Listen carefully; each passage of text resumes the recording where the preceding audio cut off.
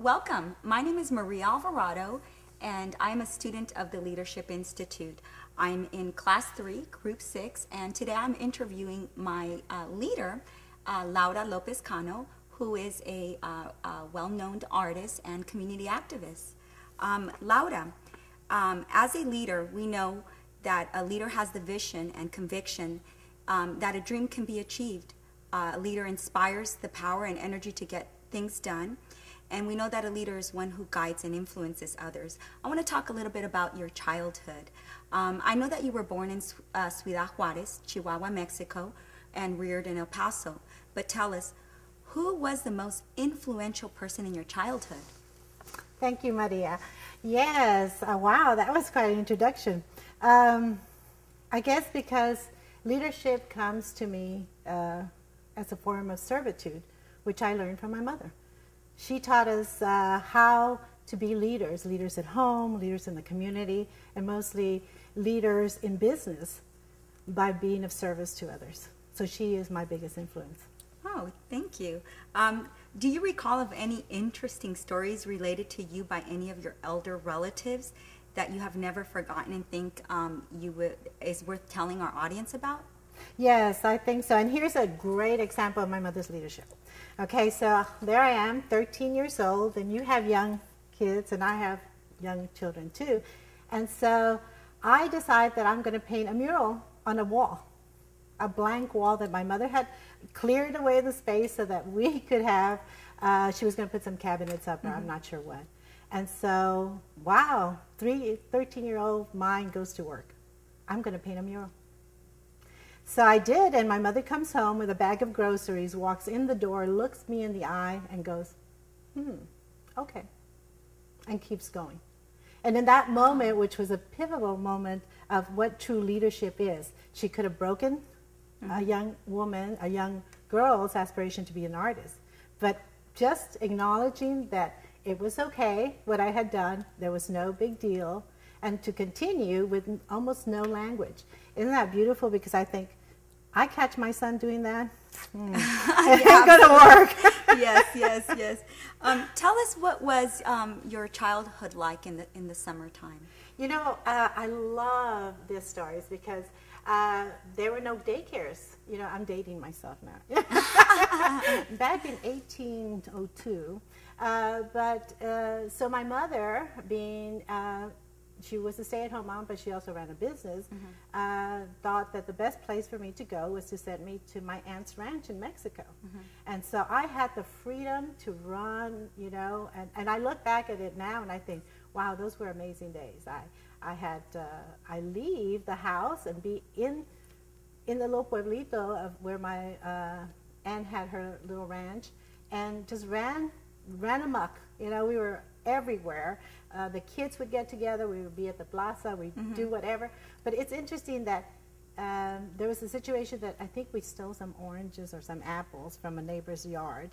And by the time I got home, my aunt knew it. And this was pre-cell phones. So I got home, I got back, and she knew that what I had been doing all day long. So community, again to community. Community watching, community taking care of, and in a quiet sense of leadership. Thank you.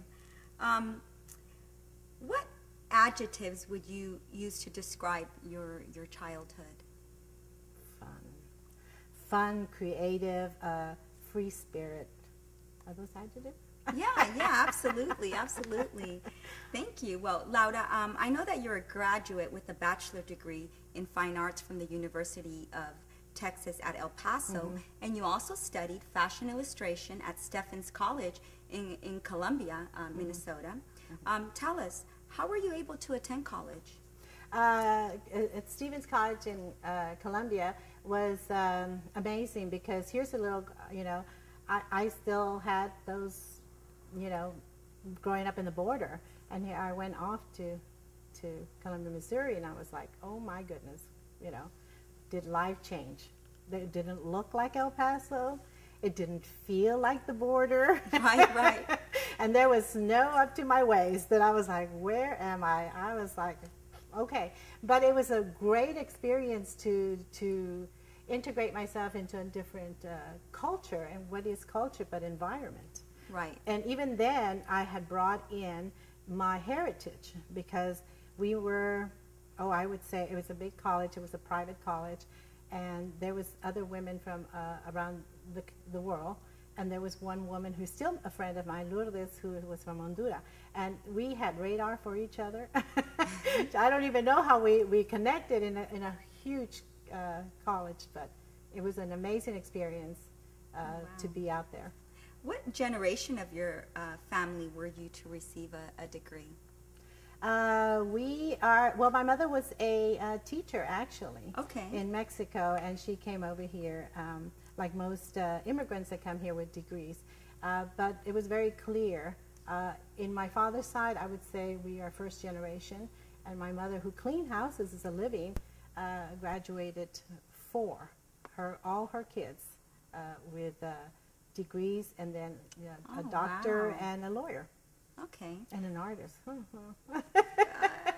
She tried. If you can do it again, would you take a different academic path, or are you satisfied with the route you followed? You know, what I found is that I really followed my passion, and that I had a huge family support. I mean, even siblings and everybody, you know, they saw it in me, they encouraged it. I don't think that I would have taken a different path. I think I've taken the path of following my heart. Mm-hmm. And it has led me to amazing places, to wonderful connections, to meeting great human beings like yourself. And so I'm still learning. So I feel I'm still on that path. I want to talk a little bit about your family life. And we know that, as you mentioned in the earlier part of the interview, is leadership began with your mother. That was your first example of your leadership. And Laura, the lessons of leadership apply not only to our organizations and to our community associations, but we know also to our family unit. And I know that you have 2 children. Tell us, what is your goal as a parent? I think like every parent, you know, make sure that our children are happy. Make sure that they are getting what they need and what they want. And part of it is actually, I think the hardest part is not to interject what our goals are for them, but to make sure that we're nurturing their goals. That's very hard, you know. Yeah. You want to say, no, that's not what you want. Let me tell you what you want and stuff. So it has been, my older son who has autism, college didn't work out. And that was a big blow for us, since both my husband and I are college graduates, and we wanted that for him, but it didn't fit. And so it was a really hard decision to say, you know, it doesn't fit for him. Okay. You know, so allowing them to be who they are. What does the word family mean to you? Family means a lot of things. Not only your immediate family, which is, you know, your husband and the children and, you know, abuela and tios and stuff, but also family is community. And family is, you can choose the family in your community you want. Who do you want to be of service to? Who do you bring into your network of your tribe? Right. So family is a choice, I think, and so it's a choice to of people in the community. Okay, very well. In what ways have you influenced your children the most?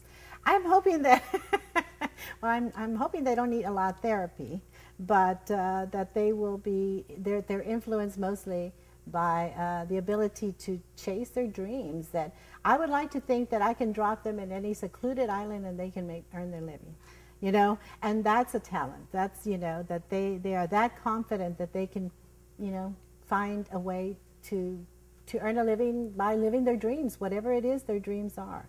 Yes, very well. How has the manner in which you were raised affected the way in which you parented your own children? Well, you know, we always have complaints. Well, I wish my mom was there. But, you know, in the end, it's mostly choices. What worked, what didn't work. You know, when my mom tried her best at what worked for her. You know, as an immigrant woman coming into this country, my father did what he could. So we kind of take those and make it our own. So we take a little from the past, a little from the future, a little, and always be open and have an open heart. I think that's the key. Okay. What role do you play in your family? I'm they would say tyrant, but I consider it a leader. But my role is to make sure that everybody's happy, that everybody's getting what they want, that I'm getting what they want. Because if I don't get what I want, I can't lead my household. I can't lead my community. So I always check in with my heart. Okay, very well. In what ways have your parents influenced you the most? You know, when you just see them as your parents, right? But then you look back and you say, wow, could I have done that? Could I have come into a country not knowing the language and been successful at it? So to me, it's an amazing thing. Could I go to China and not learn the language? Can I build what they have built? And to me, they were amazing, amazing. And so the immigrant story is amazing to me. Yes, yes, wow. I want to talk a little bit about your career. Lauda, we know a good objective of leadership is to help those who are doing poorly to do well, and to help those who are doing well to do even better. Tell us, what inspired you to be a business and life coach? I think that kind of having an open mind as to what's going on out there. I kept having people come to me and say, well, how are you making a living with your art? You know, we don't understand it. And then so I started to that's something I need to address. And at first I used to call it mentorship. But mentorship means that somebody is here and somebody's here. And I wanted to be more of a coach where I'm at the equal level of the person that I am sharing the information with. And it really is only sharing information and reflecting back to them the ability that what they can do. So I share experiences like, oh, don't do that because it didn't work for me, but it could work for you. Let's tweak it. So for me, it's why am I learning all these life experiences and what for? But to teach it to someone else, because that's the way it's supposed to be. You know, I'm hoping that the people that I coach and mentor do 20 times, 100 times better than me, because that's the goal. That's the goal. Now, speaking about experiences, what is the most memorable travel experience you've had that probably was in one way or another a turning point in your life? I can think of many experiences. I know that when I was 20, my mom put me on a plane and sent me off to Europe, and then that reminded me of the adventure. And then when I turned 50, I had that experience again. It's kind of life, you kind of get involved in life and you forget to be 20 again. And the most of it is going off to Spain again without any information, just hopping on a plane saying, wow, I didn't have a clue where I was going and where I was going to go do or stuff, but it was just the adventure that I could do it, that I allowed myself to do that. And it brought all those feelings back of being 20 and adventurous and stuff, and it just kind of propels your life again. It gives you that energy. What would you consider would have been or is the most rebellious moment of your life? We know as our human nature is we're rebellious. That's a hard one, because for that, it would be something, when you say rebellious, sometimes you think, well, it's going against society, it's going against, but it is. It's really telling people it's okay to follow your dreams, because we're so programmed, you go to college, you become an engineer, and this is it, and I'm saying to them, no, you can be whatever you want. You don't even have to go to college. And so I would say that would be rebellious, to start to awaken people and say, hey, it isn't the old ways. You can find your own path. You can do whatever you want, and giving them permission. Yeah, very well. Not meeting the status quo. Yeah, the status quo. Yes, yeah, that's yes. perfect. Well, Lauda, we know good business leaders create a vision, articulate the vision, passionately own the vision, and relentlessly drive it to completion. I know that your mother's entrepreneurship has influenced you to have your own business as a visual artist. tell us, what is the most significant accomplishment as a professional? That I get to do whatever I want and make a living. Finding out that moment, the pivotal moment when you awaken and you say, oh my gosh, it doesn't matter what I do. As long as I move people, I light people up, I make life easier for someone else, and I stop thinking about me and do it for others. It's somehow, when you move people, money moves your way. So what a lesson on entrepreneurship. It might not be taught at Harvard this way, or it might be taught at UT Houston or whatever. But I find that entrepreneurship is really moving people, sharing people, making sure that they're successful. Mm-hmm. Their success will make you successful. Very well. In addition to being paid money for what you do, how else has your career created value in your life? That seeing other people light up, taking someone and saying, wow, you can do this, you can do that. That's big value for me. And I keep coming back to that, being of total service to other people and to a community is a great value. So sometimes it isn't in money, it is in making other people the priority, wow. The currency. Mm-hmm. Mm-hmm. Okay. What do you consider to be the best possible work environment as an artist? Oh, I guess the beach. The beach. Find me a beach and get me a canvas. It's when you have a team that works well together. When you have a team, and the team is really interesting because I am the artist. So, who is my team? Well, my team is my husband and my children, and when I do team projects with you. Mm-hmm. So the team is anyone that comes in to play with you. Mm-hmm. So that's the the one. Who was the biggest influence in your career as an artist? That's very interesting because it's I could say some of the major artists, but it's actually the people who have encouraged me the most. My husband, when he looks at a painting and his eyes light up. Mm-hmm. I could have another artist tell me technique, or I can follow some other artist's career, but the biggest influence is when I see my husband, my family, and I bring something down from my studio and I say, what do you think? And it shows in their faces. Right, wow. We know that another great trait of leadership is, as you mentioned several times, is servitude, mm-hmm. being selfless. Mm-hmm. And I know that you've been very generous, and we know that no person was ever honored for what he received. Honor has been the reward for what he gave. And I know that you are very generous and have donated your time and talents to charitable causes. Can you tell us what charitable causes you have donated to? I have been really privileged to work with large organizations nationally and locally, and I'm always of service to them when they need some, with my time or a piece. To name a few is Las Comadres, mm-hmm. who is national, to work with women across the country. MANA, which is a national Latina organization, National Hispanic Leadership Institute, the Hispanic Women's Corporation, the Hispanic Women's Network of Texas.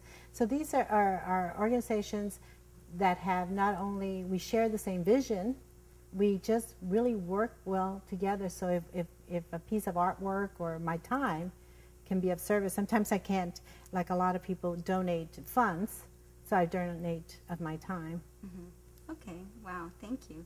Now, Laura, we know that destiny is not a matter of chance, but of choice. Not something to wish for, but to obtain. Tell us, what is your definition of happiness? Wow. Happiness, huh? I think I'm so pretty much happy right now, and it's when everything is, all the wheels are turning and everything is, and that I'm making sure that I'm getting nurtured too, so that I can be of a nurturing to other people. And always watching to stay out of drama And I love drama. I think I could be a housewife or something. But, you know, and tapping into your heart. You know, where do you feel it? Where does your body feel it when you're working? Does it feel it, you know, here or here? And I'm always registering to make sure that, is my heart open? Am I able to accept everyone and work with everyone? That's happiness. Yes, beautiful. What are the main lessons you've learned in life? There's been so many. Main lessons that I learned. That it's not about me. That in the end it's not about me, that it is about everyone else. Well, thank you. That's wonderful. You are absolutely an admirable human being, an admirable woman, community leader, and thank you so much. No, thank you.